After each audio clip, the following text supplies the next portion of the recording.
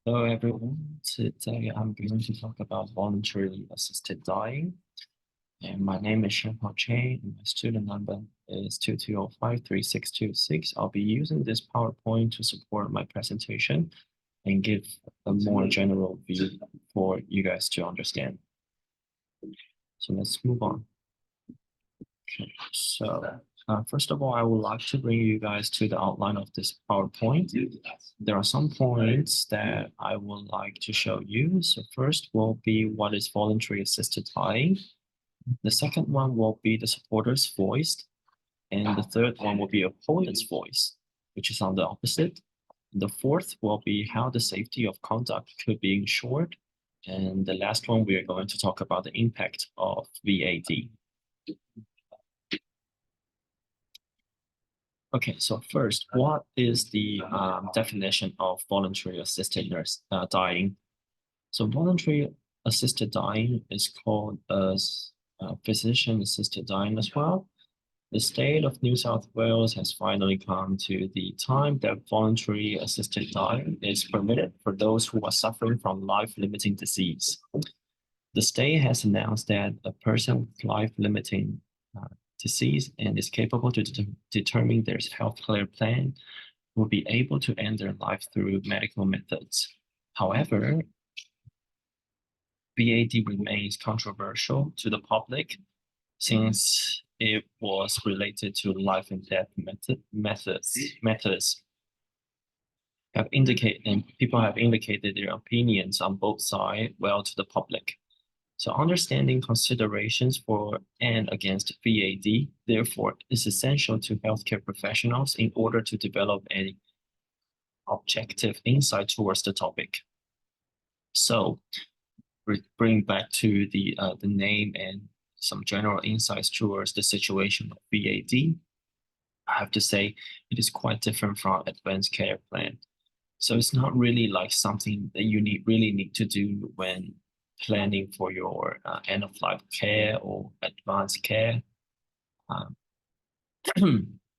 And the other reason is that although that medicine could assist us to have a better life, it's actually that it's actually that it couldn't do something which is stopping us from aging.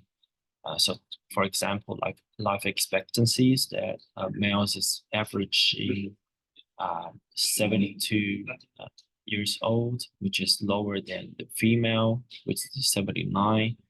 The first day. So, so there are plenty of things that medicine could not do. And bringing back to VAD, the history of VAD has been introduced to this country since a long time ago.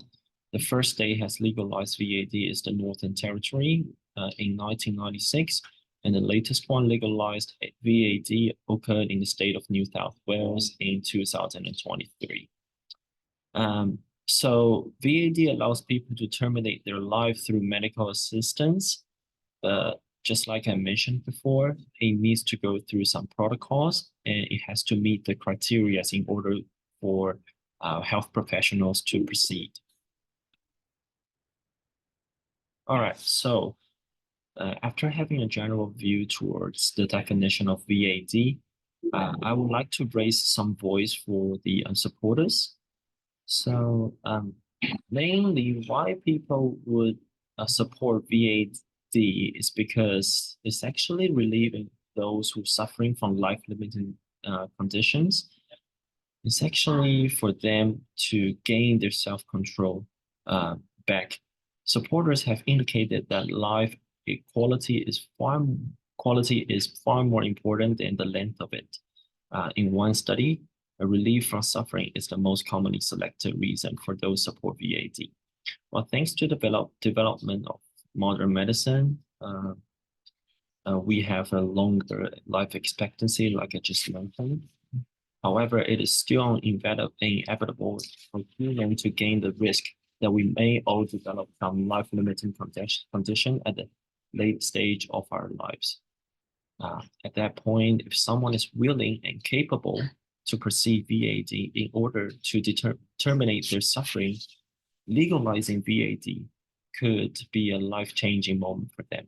In other words, people could pass away peacefully before a situation went beyond their control and tolerance. So it's about giving their dignity, was in ensuring that they have the control of their life, whether they want to go on, move it on, or they just want to stop at some sort some sort of time.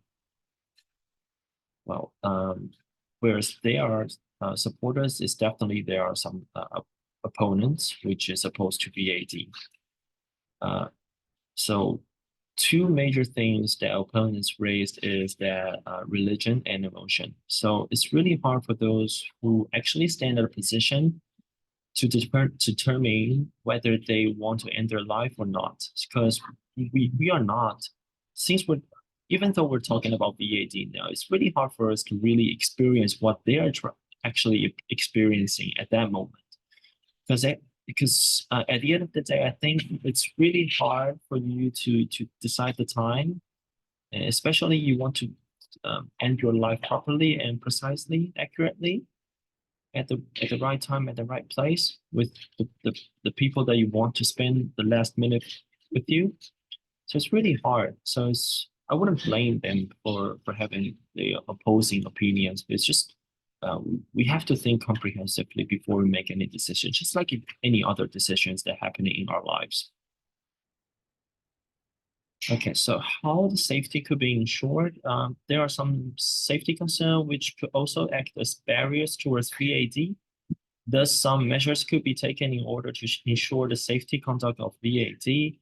First, education is vital to the public. People may generate fear to VAD since it is related to life and death.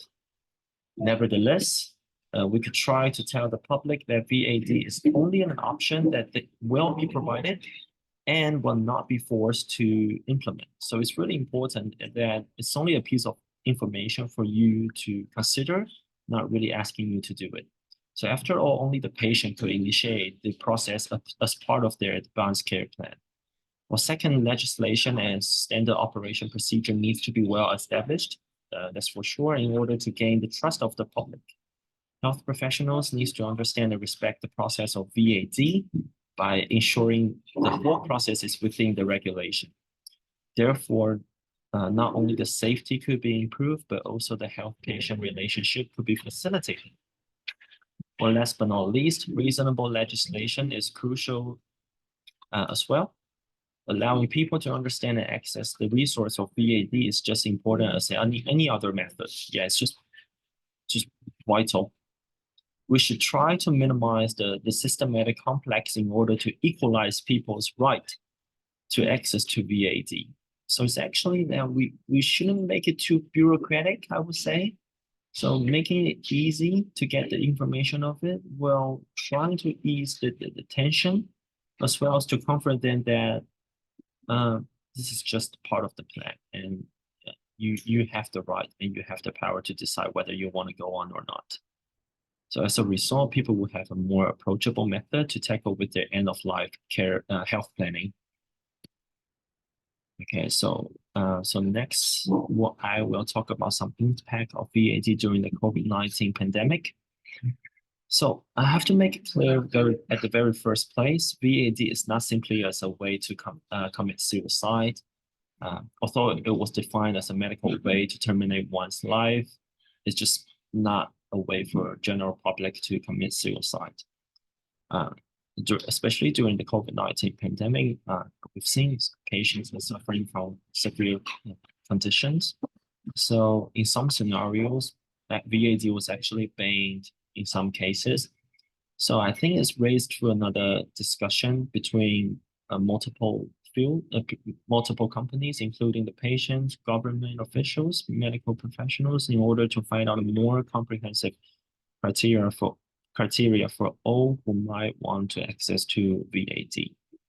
So it's like COVID-19 has brought a significant impact to the way we live. So I expect that VAD will also be a remarkable impact to our life, because it also related to the life and death matters, just like any other disease, including COVID-19. The thing is, when we are talking about this, think the major thing is that we need to be respectful, and for health professionals, including nurses, it's really important for us to build up a more deeper insight towards the method and intervention, so that the patients can really put their trust on this, as well as the whole industry.